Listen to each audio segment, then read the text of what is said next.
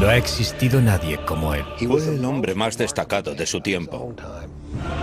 Una brillante estrella del Renacimiento italiano, cuyas pinturas, inventos, descubrimientos científicos y proyectos de ingeniería aún siguen asombrándonos. Sabemos muy poco de él. Siempre le persiguió la controversia, entonces y ahora. Es un hombre sobre el que cualquiera puede inventarse una buena historia. Ahora se ha convertido en el protagonista de un bestseller internacional, donde se le presenta como el guardián del secreto más controvertido de la historia. ¿Dónde termina la verdad sobre él y comienza la ficción? Seguidamente, la vida de Leonardo da Vinci en biografía.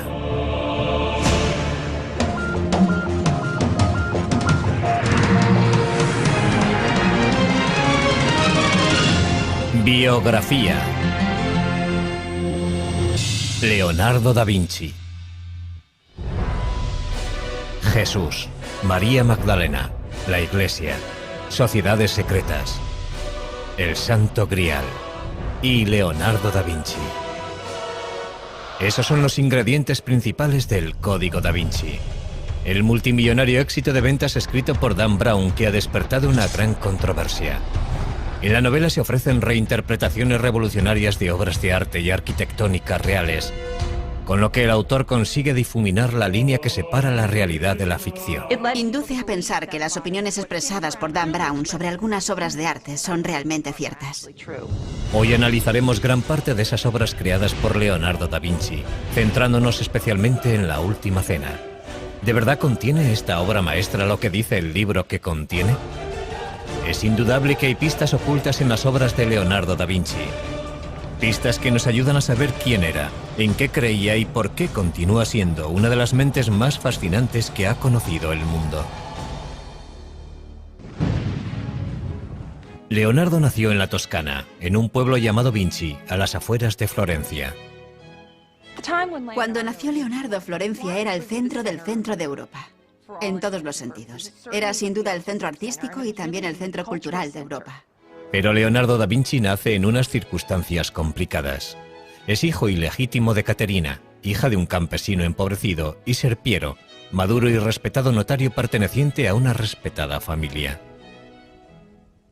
Los padres biológicos de Leonardo no se casan entre ellos, pero sí por separado, presumiblemente con gente de su propia clase. Caterina pronto tiene 5 hijos más con su marido. Leonardo crece con su padre, Serpiero, y con sus madrastras. Leonardo fue hijo único hasta los 25 años. Durante sus 2 primeros matrimonios, su padre no tuvo heredero porque no sobrevivió ninguno de sus hijos.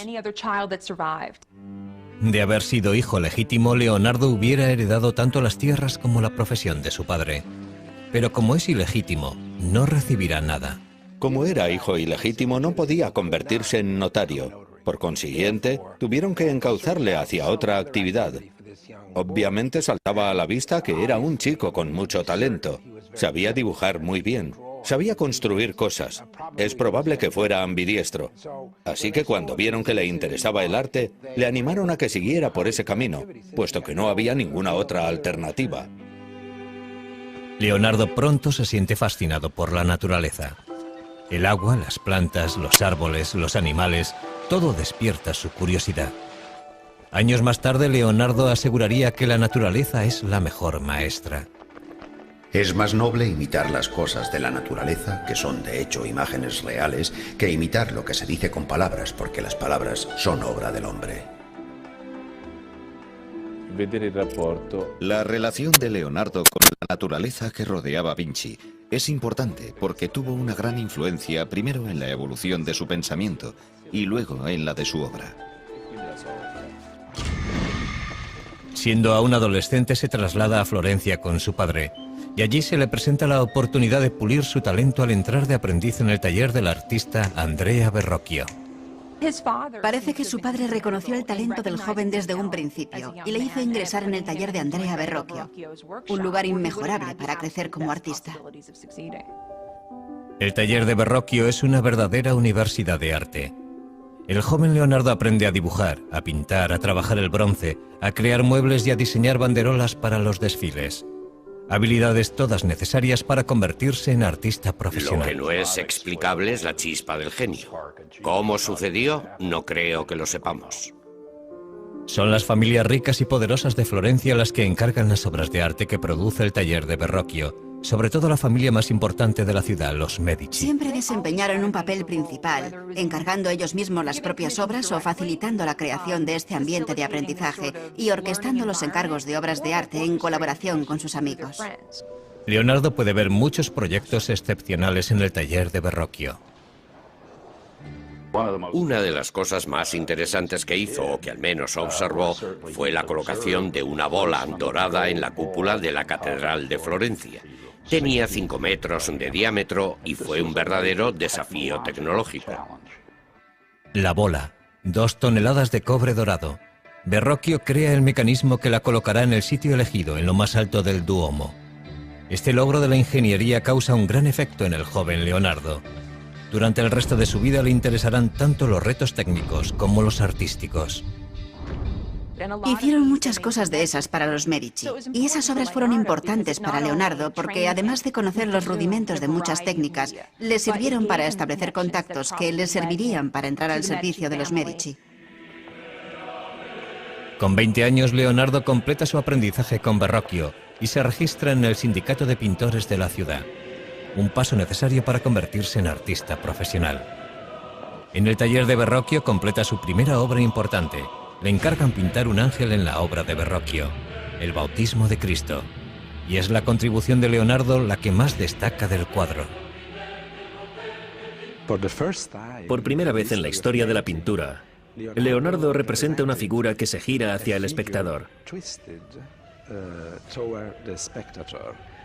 Eso fue una especie de revolución en la historia del arte, porque hasta ese momento todas las figuras, todas las personas se representaban frontalmente, de forma muy estática, arcaica y medieval. Y ese gesto introdujo el movimiento en las figuras. Llega Leonardo, pinta la cabeza del ángel en el Bautismo de Cristo y Verrocchio dice: «Oh Dios, aquí hay alguien que sabe pintar mejor que yo». Cuenta la leyenda que Verrocchio no quiso volver a tocar los pinceles, indignado porque un muchacho supiera más que él. Hay algo de verdad en eso. Lo que indudablemente es cierto es que Leonardo superó a su maestro muy joven. El antiguo campesino empieza a labrarse un nombre como pintor. Leonardo comienza a pensar en cómo utilizar su talento para conseguir el éxito, pero una acusación anónima no tarda en poner en riesgo su futuro.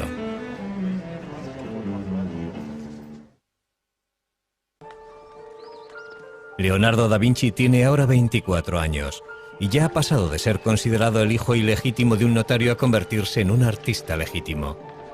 Es un prometedor artista florentino a la altura de Botticelli, Ghirlandaio y Rafael. Leonardo ya ha terminado varios cuadros notables, entre ellos la Anunciación y el retrato de Ginebra de Vinci. Ha aprendido mucho en el taller de Andrea Verrocchio. Sus ideas y su técnica están evolucionando, pero la competencia es feroz. Existió una gran competencia entre pintores en la Florencia de 1470 y 1480.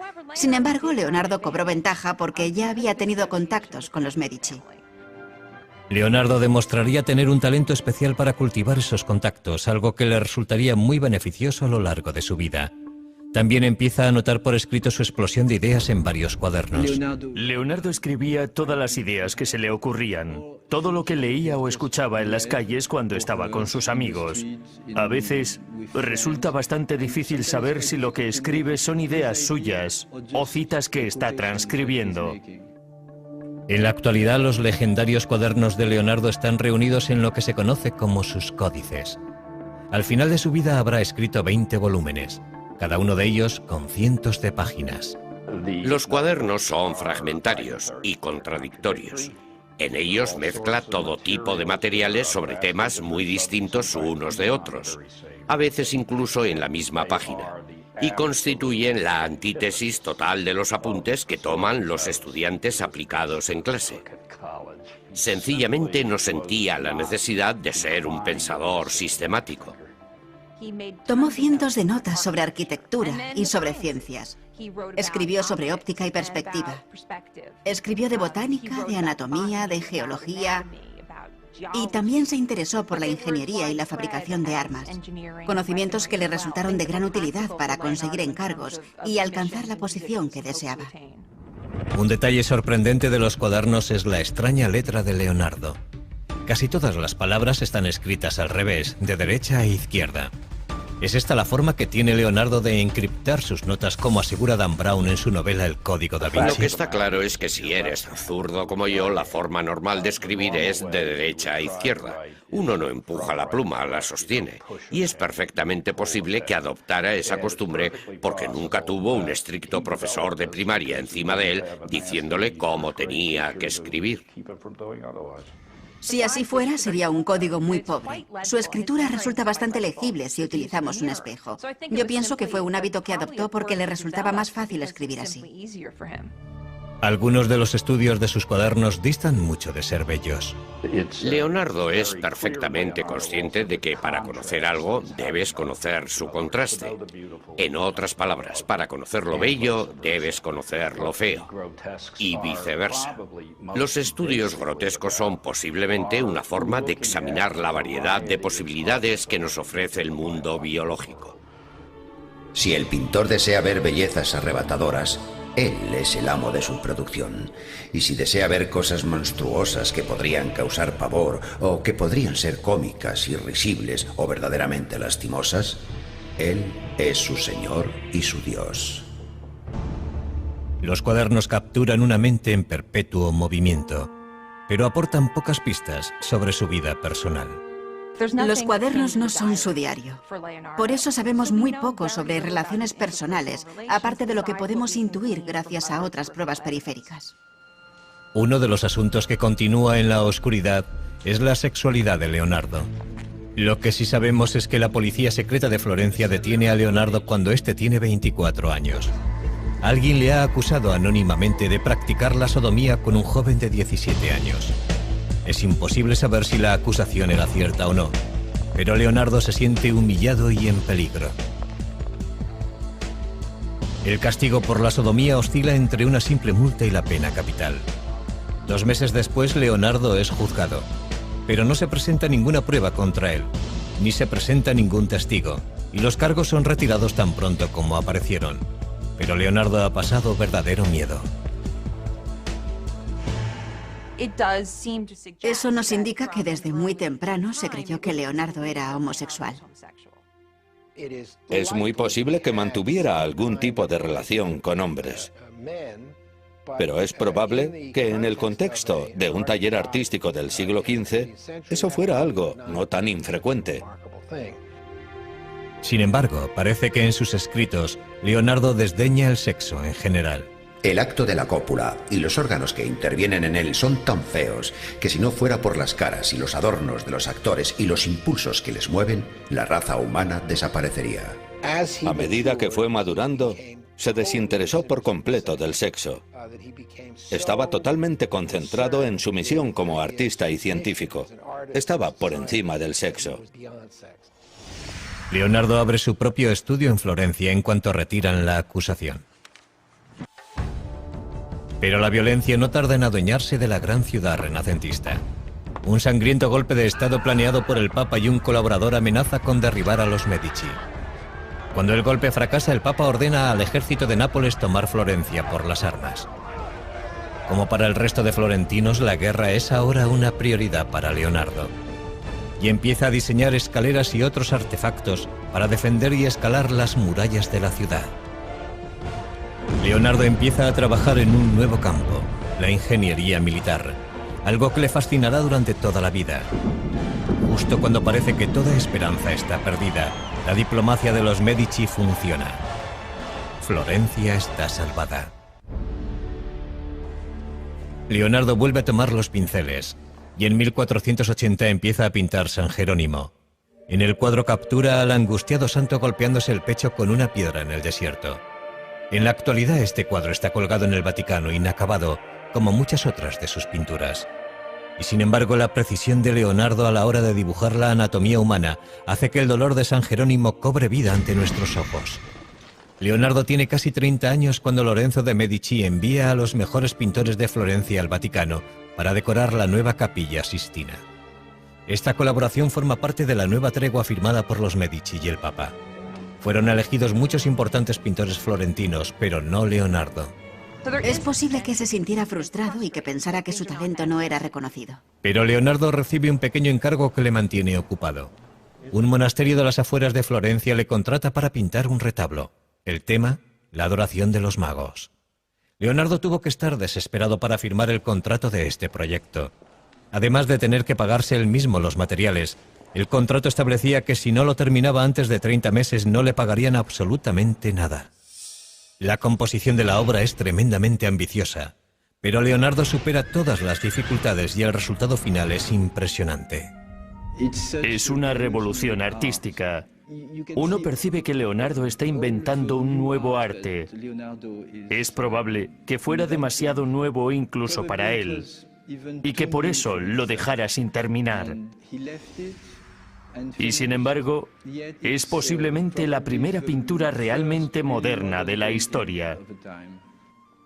La estructura triangular del grupo que está en primer plano se convierte en un principio indiscutible del arte del Renacimiento. También destaca su énfasis en la diversidad. El viejo, el joven, el calvo, el barbado.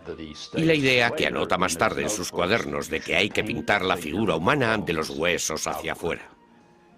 Si nos fijamos en la parte derecha de la pintura, vemos a un hombre anciano, pero uno juraría que es una calavera. En uno de los extremos del retablo vemos a un joven con la cabeza vuelta hacia el exterior. Se cree que es un autorretrato de un Leonardo de 29 años. Leonardo dedica muchísimo tiempo al retablo y sin embargo no consigue terminar la adoración de los magos. En el Código da Vinci, que después de todo es una obra de ficción, Dan Brown habla de la adoración de los magos, insinuando que se ha producido un gran descubrimiento bajo cientos de años de pintura. La realidad es un poco diferente. Lo cierto es que hace varios años retiraron la obra de donde estaba con la intención de restaurar la pintura. Y por lo que sabemos no se encontró ninguna modificación ni nada subversivo debajo de la pintura, aunque sí parece que la obra pudo haber sido retocada con posterioridad a la fecha en la que fue pintada. En la actualidad, la adoración de los magos está expuesta en la Galería Uffizi de Florencia. Sin restaurar y dependiendo de a quién creamos, igual que como la dejó Leonardo. Parece que Leonardo no terminó este cuadro porque le distrajo algo que ocurría fuera de las murallas de Florencia. Algo que pondrá a prueba su habilidad, pero no como pintor. Con la esperanza de olvidar las dificultades de Florencia, Leonardo da Vinci decide trasladarse a Milán. Milán es la más septentrional de las ciudades-estado italianas y por consiguiente vulnerable a invasores extranjeros. A diferencia de Florencia, Milán es un centro de producción de armas y de tecnología militar. Leonardo confía en que aquí se le presenten nuevas oportunidades. Pero antes debe entablar relaciones con el hombre más poderoso de Milán, el duque Ludovico Sforza, el Moro. Leonardo llegó a Milán con poco más de 30 años. Abandonó Florencia porque se sentía bastante infeliz allí, pero también porque se entera de que Ludovico el Moro quería construir una gran estatua para honrar la memoria de su padre. Leonardo le escribe una atrevida carta al duque ofreciéndole sus servicios, no solo como pintor, sino como ingeniero militar. Haciendo gala de un descaro increíble, Leonardo asegura que es capaz de hacerlo todo. Principalmente el duque necesitaba fabricar pertrechos militares, armas ofensivas y defensivas. Y Leonardo le dice que él es el hombre que necesita.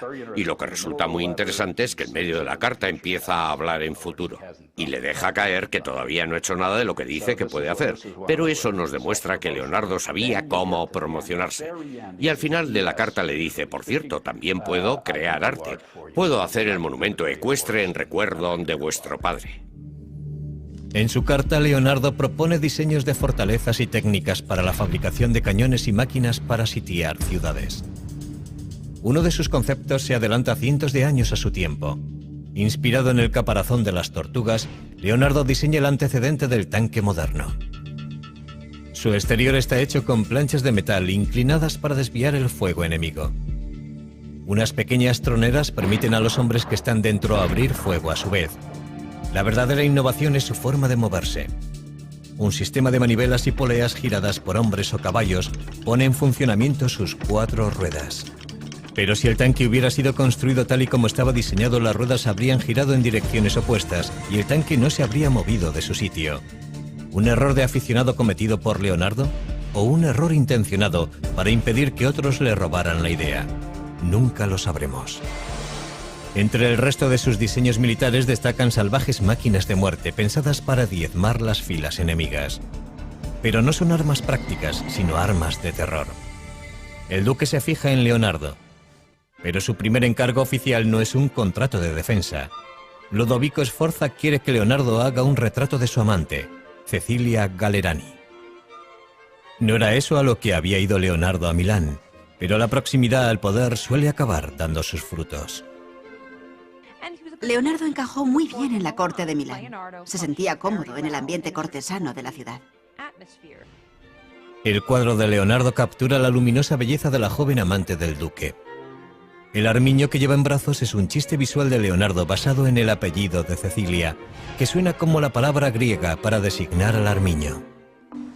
Pero la testarudez de Leonardo frustra a otros clientes. Le contratan para crear un retablo basado en la Inmaculada Concepción, empleando una imaginería y unos colores específicos, pero lo que hace es dar rienda suelta a su imaginación. Jamás se había visto nada parecido en la pintura italiana. Nos encontramos con una pintura extraña, con un esquema compositivo triangular.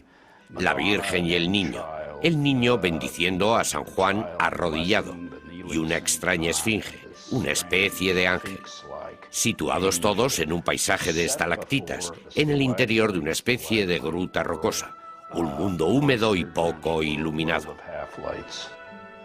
La Virgen de las Rocas es una imagen perturbadora, muy distinta de lo que se suponía que debía entregar. Y Leonardo no la termina, al menos no entonces.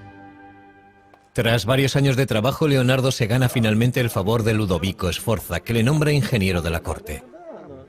Es responsable de prácticamente todo, desde diseñar las tuberías del palacio, a crear los trajes para los espectáculos que se celebran en la corte. Incluso diseña un plan para fabricar un escenario giratorio. Leonardo fue muy feliz en Milán. Ludovico el Moro le permitió hacer casi todo lo que quería. La suya fue una posición muy cómoda.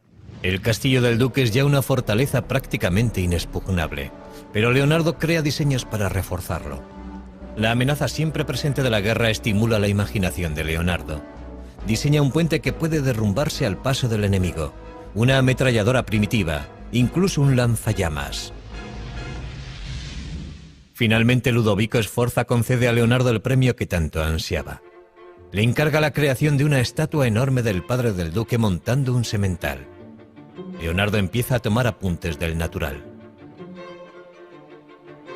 Leonardo siente fascinación por los caballos. Dibuja caballos por todas partes. Primero quiso hacer un caballo alzado sobre las patas traseras. Luego optó por un caballo que va al paso, puesto que, desde el punto de vista de la estática, era lo que podía conseguir. Sforza quiere que sea el mayor monumento ecuestre de la historia del arte. Basándonos en los bocetos que han quedado, parece que Leonardo quería hacer el caballo sin jinete.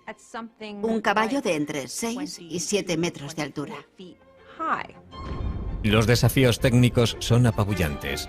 Leonardo crea incontables modelos pequeños en arcilla de la estatua antes de decidir cómo vaciar la versión final, para lo que se necesitarán 60 toneladas de bronce. En estos momentos, Leonardo tiene ya un nuevo taller en Milán y cuenta con un ayudante. Se llama Giacomo, pero Leonardo prefiere llamarle Salai, pequeño diablo. Salai ingresa en el taller con apenas 10 años, en 1490, y permanece junto a Leonardo durante toda su vida.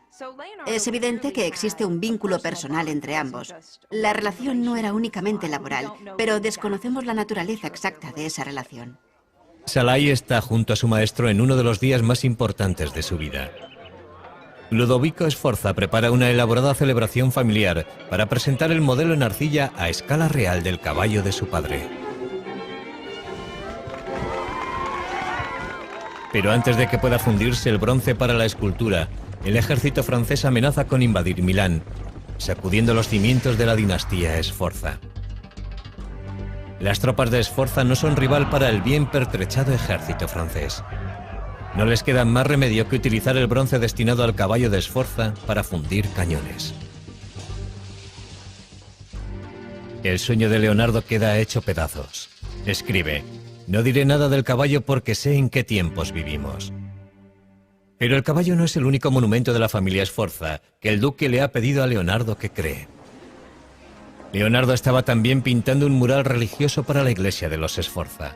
El tema, la última cena de Cristo con sus apóstoles. Para frustración de todos, pasaron años sin que pareciera que Leonardo pudiera terminar la obra. Ludovico Sforza le encargó esta obra cuando estaba decorando el monasterio de Santa María delle Grazie, probablemente como preparación para hacer un monumento funerario para él mismo. Por eso le encargó la última cena, una pintura mural para el refectorio, y en la pared opuesta iba a ir la crucifixión, con retratos de él y de su familia. Leonardo crea una composición revolucionaria para decorar la modesta pared de un monasterio. El genio de Leonardo se revela al preguntarse ¿cómo capturo ese momento tan importante en el que Cristo dice «De verdad os digo que uno de vosotros me traicionará»? Y ahí se desata un infierno psicológico.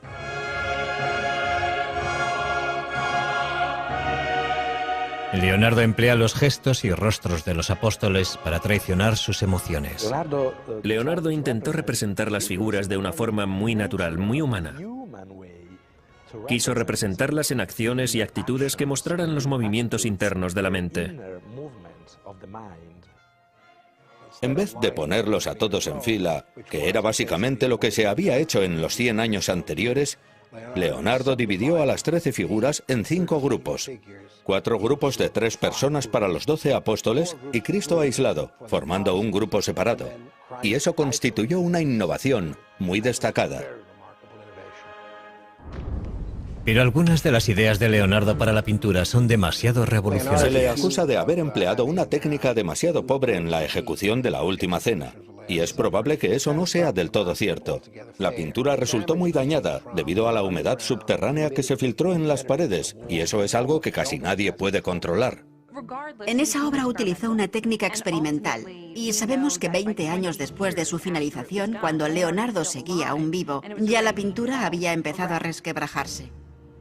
En el Código da Vinci se dice que Leonardo intentó algo incluso más revolucionario en la última cena. Algo que sería contrario no solo a la Iglesia, sino también a 2000 años de enseñanzas bíblicas.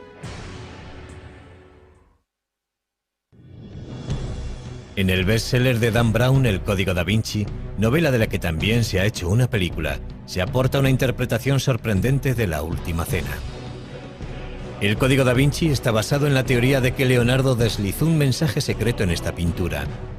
La figura de aspecto femenino a la izquierda de Jesús no es Juan, como aseguraría la tradición, sino María Magdalena, quien se supone que era la madre de Jesús. Naturalmente, el Código da Vinci es una obra de ficción. ¿Pero creyó Leonardo algo de todo esto? Conocer el contexto en el que, dónde y por qué pintó Leonardo esta obra podría ofrecernos cierta perspectiva. Esta obra fue un encargo del duque de Milán para el refectorio, el comedor de un monasterio. Y el público que iba a verla estaba compuesto por los religiosos que se sentaban allí a comer. No era el lugar apropiado para deslizar un mensaje secreto. Y ese mensaje jamás hubiera llegado a una audiencia receptiva en caso de que se emitiera una opinión contraria a las enseñanzas de la Iglesia Católica. ¿Por qué tiene un aspecto tan femenino la figura que está junto a Jesús? Tradicionalmente, mostrar a un hombre joven con rasgos femeninos, en oposición a las figuras centradas en años que están sentadas a la mesa, era algo completamente habitual. Y si a eso añadimos que es muy poco lo que puede verse en esa pared, como para establecer si ese personaje tiene una figura femenina o un rostro femenino, el resultado es que disponemos de muy pocas pruebas para emitir una opinión. Y esa es la tragedia definitiva de la última cena, porque debido al deteriorado estado en que nos ha llegado es muy poco lo que ha sobrevivido de la obra de arte original. Ha sufrido 8 restauraciones documentadas, es posible que más. En la actualidad no sabemos qué partes de la pintura pertenecen realmente al pincel de Leonardo. Lo que tenemos que hacer es distanciarnos de la obra y decir que lo que de verdad queda de Leonardo es la composición. Leonardo ha pasado 17 felices años trabajando para el duque de Milán, Ludovico Sforza. Pero ahora la dinastía Sforza tiene que rendirse ante el empuje del ejército francés. y el gigantesco modelo en arcilla para el caballo de Sforza recibe un final trágico. La historia nos cuenta que los arqueros franceses que invadieron Milán utilizaron el modelo en arcilla del caballo como diana, y ese fue el final del caballo. Leonardo está sin trabajo. Con 47 años sale de Milán junto a Salai, su aprendiz, abandonando sus principales obras, El caballo destrozado y La última cena. Debe buscarse un nuevo mecenas y una nueva casa. Le ofrece varias ideas al duque de Venecia, entre ellas un traje de buzo y un sistema de respiración para la guerra submarina. Como muchas otras veces, Leonardo se ha adelantado cientos de años a su tiempo.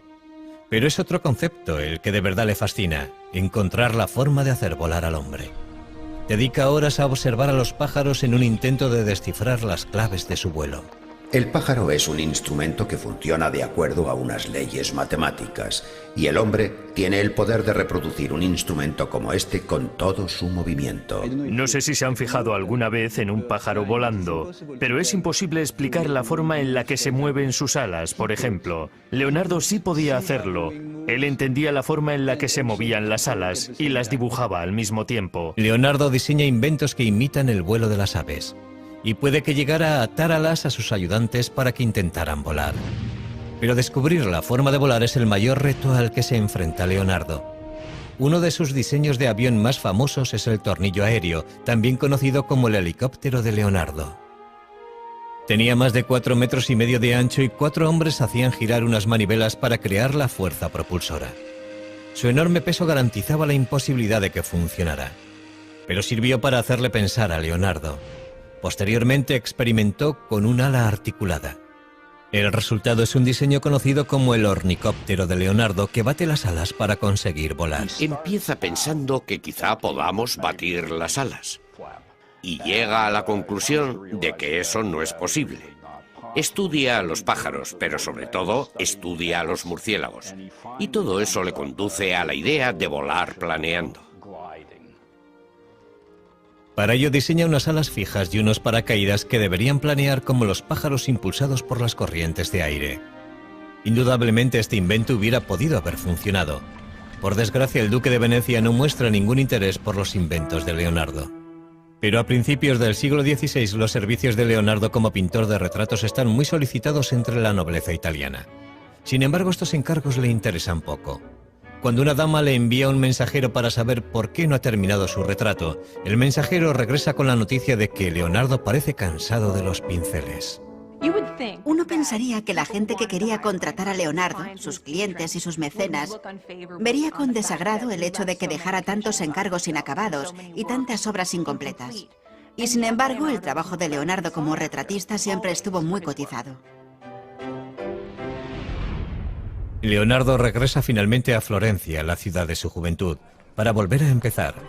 Pero por muy famoso que sea, otro artista más joven se ha convertido en el favorito de la ciudad, Miguel Ángel Buonarroti.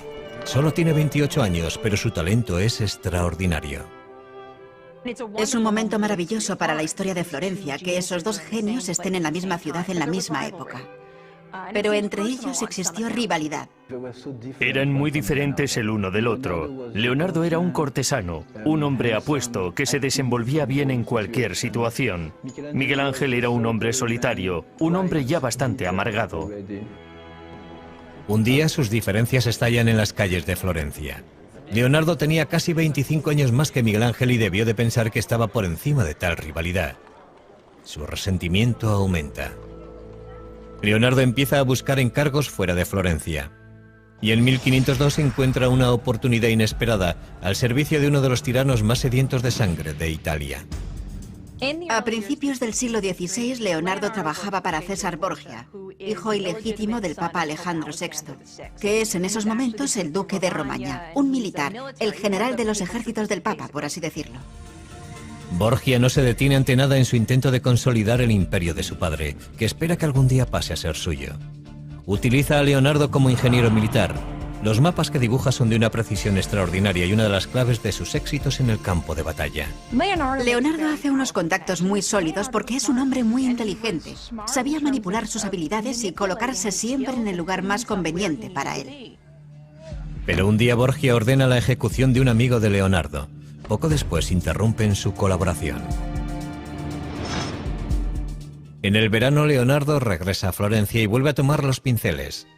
Empieza un retrato menor que acabará convirtiéndose en el cuadro más celebrado de la historia del arte.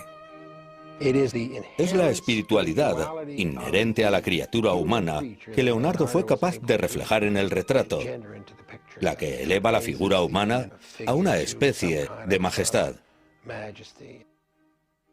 Se ha dicho que la Mona Lisa tenía ictericia, que era una mujer embarazada, que era un hombre disfrazado de mujer. Pero lo cierto es que la Mona Lisa es una gran pintura. Según el relato de un biógrafo, la Mona Lisa sería el retrato de Lisa Gioconda, la esposa de un mercader. Pero eso es algo que no es seguro. Para Leonardo, la Mona Lisa fue siempre una obra en evolución, su intento de alcanzar la perfección. Leonardo nunca entregó el retrato a la persona que se lo encargó y lo conservó hasta el fin de sus días. En la actualidad, el cuadro se expone en el Museo del Louvre, en París, protegido por un cristal antibalas. Es un tesoro nacional que no tiene precio. El cuadro no siempre estuvo tan bien vigilado, pero el robo de la apreciada pintura de Leonardo en 1911 lo cambió todo. Una mañana de verano, un antiguo empleado del Louvre descolgó la Mona Lisa de la pared sin que nadie le viera y salió del museo con el cuadro escondido debajo del abrigo. ¿Su motivo? Creía que el cuadro debía ser devuelto a Italia. Fue un acto de nacionalismo impulsado por la idea de que la Mona Lisa debería estar expuesta en un museo italiano.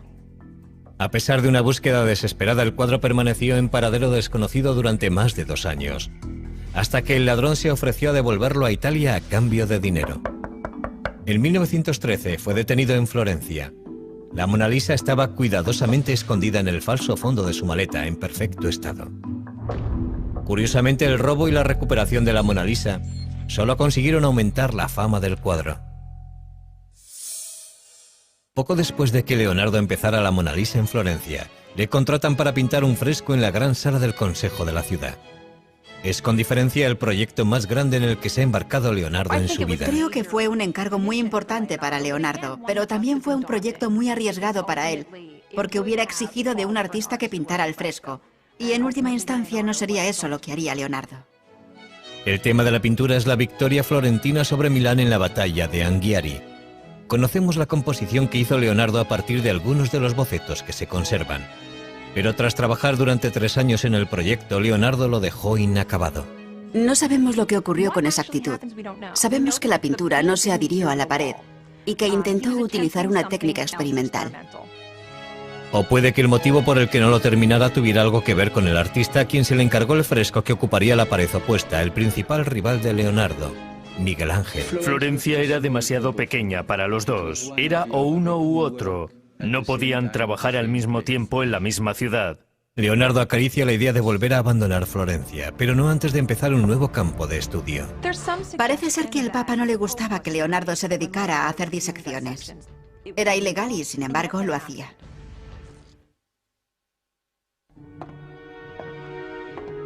Con 50 años, el deseo de Leonardo da Vinci por alcanzar la perfección artística le empuja en una dirección sorprendentemente científica: la disección de cadáveres humanos. Creía que para poder representar el cuerpo humano tenías que entenderlo. Tenías que entenderlo desde los músculos hacia afuera, para poder cubrir los músculos con carne y la carne con ropa. Leonardo nunca fue un hombre religioso y no tiene reparo en sajar la carne muerta para poder dibujar de forma sistemática todos los detalles del cuerpo humano. Lo que podría disuadirte es el miedo a pasar las horas nocturnas en compañía de esos cadáveres, despedazados y desollados y horribles de ver. Finalmente, la curiosidad le empuja al lecho de muerte de un hombre de 100 años. Leonardo espera pacientemente a que muera el hombre para poder investigar la causa de su muerte. El resultado de su autopsia es el primer caso documentado de arteriosclerosis de la historia, endurecimiento de las arterias. Leonardo llega a esta conclusión tras comparar el sistema circulatorio del viejo con el de un niño. Sus estudios anatómicos son sorprendentemente precisos. Pero lo que para Leonardo es ciencia, para otros resulta macabro. Conseguir cadáveres es un problema constante. Años más tarde, las autoridades de la Iglesia se enteran de estas autopsias y creen que ha ido demasiado lejos. el Papa pone fin a sus disecciones de una vez por todas. Finalmente, una pintura del pasado de Leonardo le lleva de nuevo a Milán. Después de más de 20 años le piden que vuelva para terminar La Virgen de las Rocas y supervisar la realización de una copia. ¿Cuál es el original y cuál es la copia? La versión del Louvre es la primera y se ajusta más al último estilo florentino de Leonardo. Probablemente el cuadro que termina colgado en Milán es la copia. Se pintó alrededor del año 1508 y está expuesto en la National Gallery de Londres. A pesar de su reputación como pintor, a medida que Leonardo envejece, su verdadero legado son sus cuadernos, toda una vida de exploración científica y artística, capturada en miles de hojas de frágil papel. Entre esas páginas se encuentra esta imagen, que se cree que es un autorretrato de un Leonardo ya anciano. Leonardo ha superado ampliamente los 60 años y está cansado. Ha experimentado un cambio tremendo. Por eso, cuando el rey de Francia, gran admirador y coleccionista de la obra de Leonardo, le invita a él y a sus 2 ayudantes a viajar a su corte, Leonardo no deja pasar la oportunidad. El rey está encantado de tener a una mente tan brillante bajo su techo. Era frecuente que el rey llamara a su puerta a cualquier hora del día o de la noche para preguntarle algo. Y Leonardo estaba encantado porque, de hecho, aquel era el sueño de su vida. Lo triste es que para entonces, Leonardo era ya demasiado viejo como para crear algo. Poco después de llegar a Francia, Leonardo sufre un ataque de apoplejía que le paraliza el brazo derecho y le deja la mano izquierda temblorosa. Sin embargo, gracias a la generosidad del rey, Leonardo tiene pocas obligaciones. Salai, el aprendiz que le acompaña desde los 10 años, y Melzi, un estudiante más joven y leal acompañante, permanecen a su lado hasta el final. Pocos días después de cumplir 67 años, Leonardo llama a un notario para hacer testamento. Y según la leyenda, aunque nunca había sido especialmente religioso, Leonardo vuelve sus ojos hacia Dios. Es imposible saber si abrió su corazón a la religión en su lecho de muerte. No sabemos si es cierto que se interesó súbitamente por el catolicismo y que, como se dice, confesó sus pecados. Se ha dicho que Leonardo murió en brazos del rey Francisco I. Sea eso cierto o no, está claro que los franceses le adoraban. Igual que un día bien empleado procura un sueño feliz, una vida bien empleada procura una muerte feliz. En su testamento, Leonardo planea su propio funeral, algo que no es necesariamente atípico. Lo curioso es que Leonardo ordenó la celebración de muchas misas en su honor, 3 misas grandes y 30 misas pequeñas en 4 iglesias distintas, y dejó dicho que fueran el diácono y el subdiácono quienes llevaran su cuerpo a la tumba. Tras la muerte de Leonardo, las pinturas y cuadernos que obraban en su poder, incluida la Mona Lisa, pasaron a manos de sus ayudantes. Con el transcurso de los siglos acabarían engrosando distintas colecciones de arte de todo el mundo. No es imposible que en alguna parte haya bocetos, dibujos o incluso pinturas originales de Leonardo. Es muy probable que pueda existir algún oculto tesoro en algún lugar.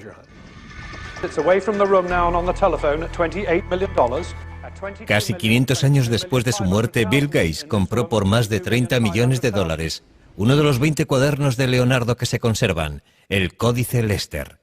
Desde entonces ha sido expuesto públicamente en muchas ciudades del mundo. En 2006, un nuevo estudio sobre los cuadernos y dibujos de Leonardo arrojó nuevas y sorprendentes pistas forenses sobre el maestro del Renacimiento. Parece ser que Leonardo dejó huellas dactilares tanto completas como parciales en la pintura y la tinta de varias de sus obras. El análisis de esas huellas podría algún día proporcionarnos más detalles sobre la identidad étnica de la madre de Leonardo y sobre el propio Leonardo. ¿Por qué Leonardo y su obra continúan fascinándonos? Desde el Código da Vinci a su escritura inversa, pasando por sus disecciones y sus pinturas misteriosas, Leonardo se nos aparece como un mago negro del Renacimiento. Pero eso está muy lejos de ser verdad. Fue un hombre de un talento excepcional que vivió en una época extraordinaria. Si examinamos la vida de Leonardo, llegaremos a la conclusión de que fue más un científico que un pintor. Pasó más tiempo interesado en la anatomía, la botánica, la óptica y los estudios naturales que pintando cuadros con el pincel en la mano. Fue un hombre tan excepcional que hizo de todo, y todo lo hizo muy bien. Leonardo fue un hombre de su tiempo. Un hombre cuyo genio y ambición le catapultaron de la oscuridad a las cortes reales. Un hombre que jamás permitió que la adversidad hundiera su intelecto.